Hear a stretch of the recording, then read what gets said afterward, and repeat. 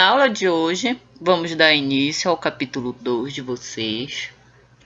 Trabalharemos as páginas 19, 20, 21, 22, 25 e 26, referente ao capítulo 2, que trata sobre o período entre guerras, de 1918 a 1939.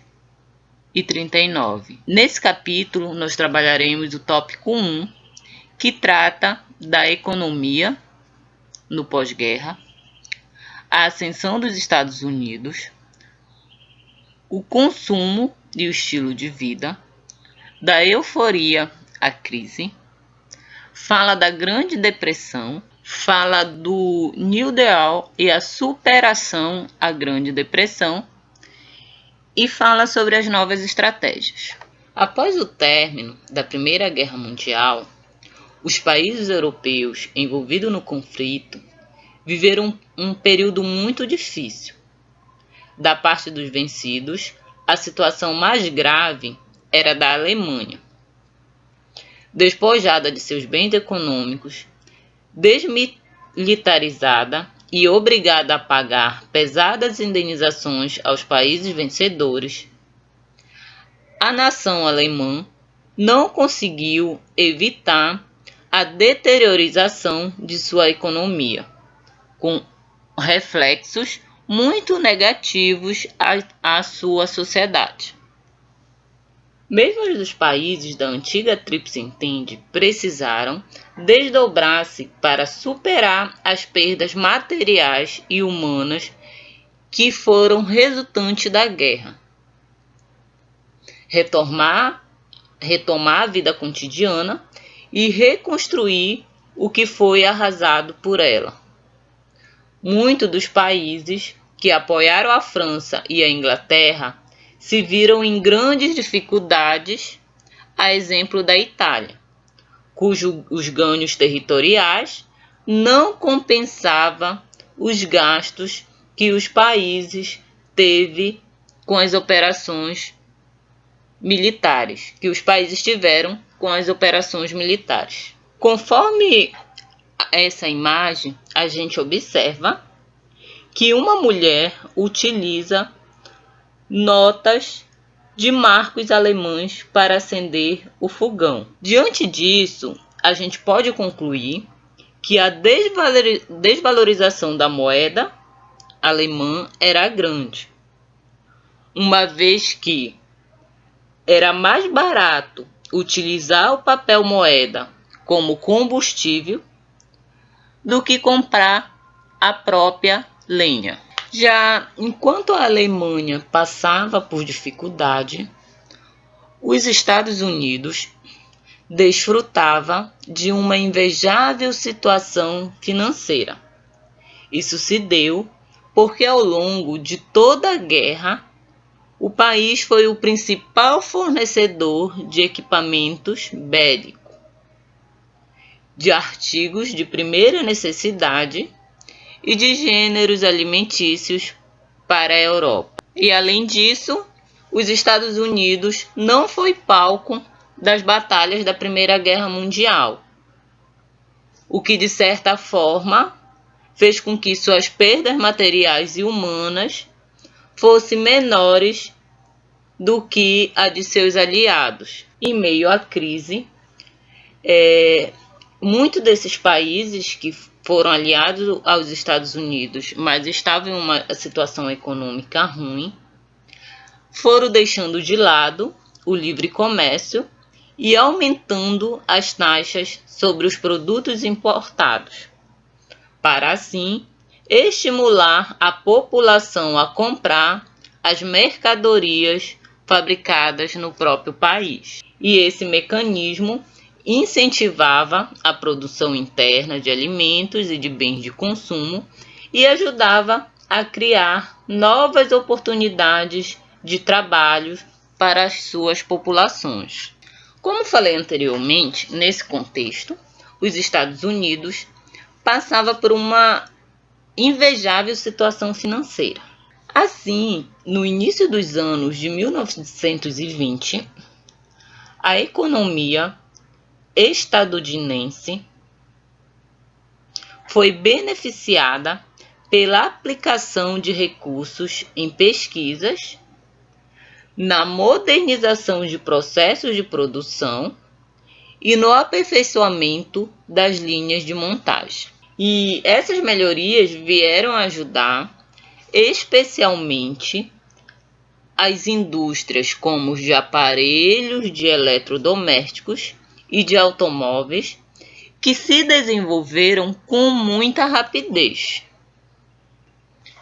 E para favorecer essa nova expansão industrial, o governo dos Estados Unidos adotou as tarifas protecionistas e estimulou o mercado interno, incentivando as compras a crédito. Com isso, a população estadunidense passou a comprar compulsivamente tudo o que a indústria lhe oferecesse.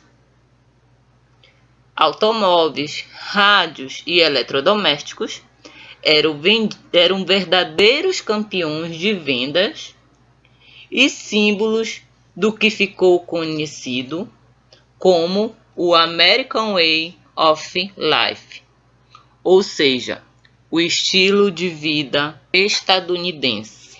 Entretanto, nem o governo, nem o cidadão comum atentaram para o fato de que essa sociedade de abundância e do conforto estava assentada em bases frágeis, visto que o consumo interno de bens não podia crescer indefinidamente e o comércio internacional tinha se retraído e passava por crises devido à guerra. Com isso, com a adoção de tarifas protecionistas pelos países europeus, dificultou-se a exportação de alimentos e trouxe sérios problemas para os agricultores dos Estados Unidos, que tinham aumentado a produção a fim de atender a Europa durante a guerra. Muitos tinham feito empréstimos bancários para ampliar as plantações e comprar máquinas. Com a queda das exportações, os excedentes dessas produções de alimentos começam a se acumular e a oferta fez os preços caírem. E endividados, fazendeiros falidos e suas terras foram tomadas pelos bancos credores. Assim, muitos deixaram o campo para se instalar de forma precária nas cidades e assim buscar algum tipo de trabalho temporário. Assim, nos Estados Unidos, a situação também começa a se deteriorar ao longo da década de 20. Mas por que isso ocorreu? Porque, enquanto mais as indústrias investiam na mecanização de produção, menos trabalhadores eram necessários e as ofertas de emprego começaram a cair. E quanto maior era o número de trabalhadores desempregados disponíveis, mais o salário desses trabalhadores caía. Ou seja, quanto mais números de pessoas disponíveis para trabalhar, menor era o salário ofertado. Nessa situação, formou-se uma espécie de círculo vicioso. As pessoas consumiam menos, as vendas diminuíam, a indústria desacelerava e mais trabalhadores perdiam seus empregos. E isso era o início do que foi denominado como a Grande Depressão. Em meio à Grande Depressão, a quebra da Bolsa de Valores de Nova York representou um dos momentos mais dramáticos da economia mundial, porque, além do mercado estadunidense, atingiu também todos os países que faziam parte da rede de relações do sistema capitalista. Resumindo, a crise de superprodução, o baixo consumo, o desemprego e a recessão industrial se reproduziram em vários países. E em países exportadores de produtos agrícolas e matérias-primas, como era o caso do Brasil, a situação também se complicou, uma vez que o mercado interno não tinha como absorver as mercadorias que antes eram exportadas para os Estados Unidos e para a Europa. E assim, esse ciclo vicioso se repetia por vários países: superprodução, baixo consumo, desemprego e recessão. Mas como essa Grande Depressão vem ser superada? Ela começa a ser superada com a eleição do democrata Franklin D. Roosevelt, que colocou em prática o New Deal, que seria um plano de reformas econômicas para a recuperação do país. As propostas desse novo presidente reservaram ao Estado o papel principal na condução econômica do país, ou seja, suas propostas eram fortemente intervencionistas. E a base desse novo plano estava assentada em uma política de investimento do governo em obras públicas, como construção de estradas e escolas, para assim absorver a mão de obra.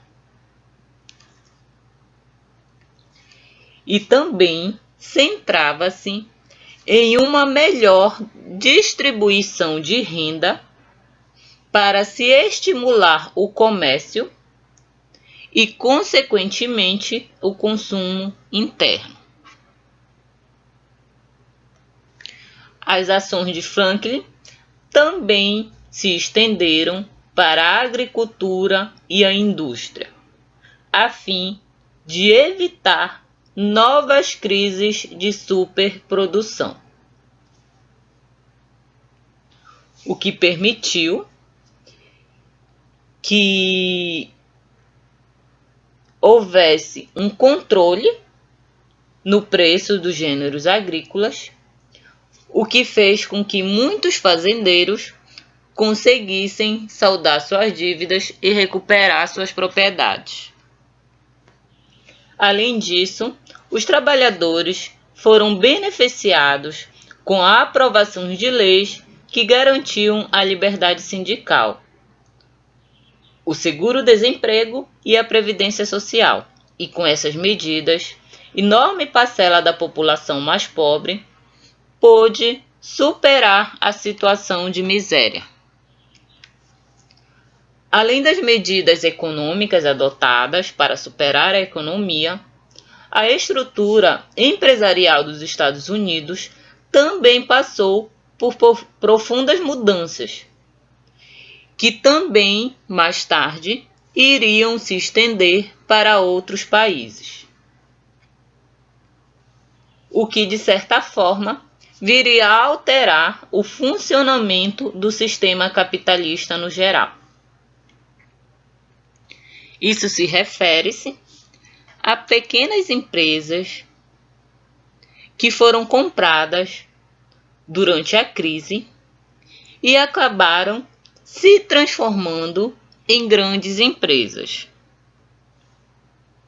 Essas empresas, que agora eram gigantes, passaram a ser administradas por grupos profissionais voltados para a manutenção do lucro, da estabilidade de todo o grupo e da independência financeira.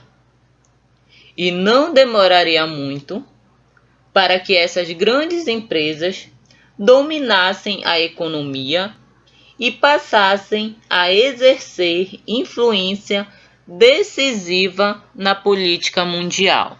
Com isso, finalizamos a nossa primeira parte do capítulo 2 e eu deixo para vocês as páginas 24 e 27 do livro, referente às atividades.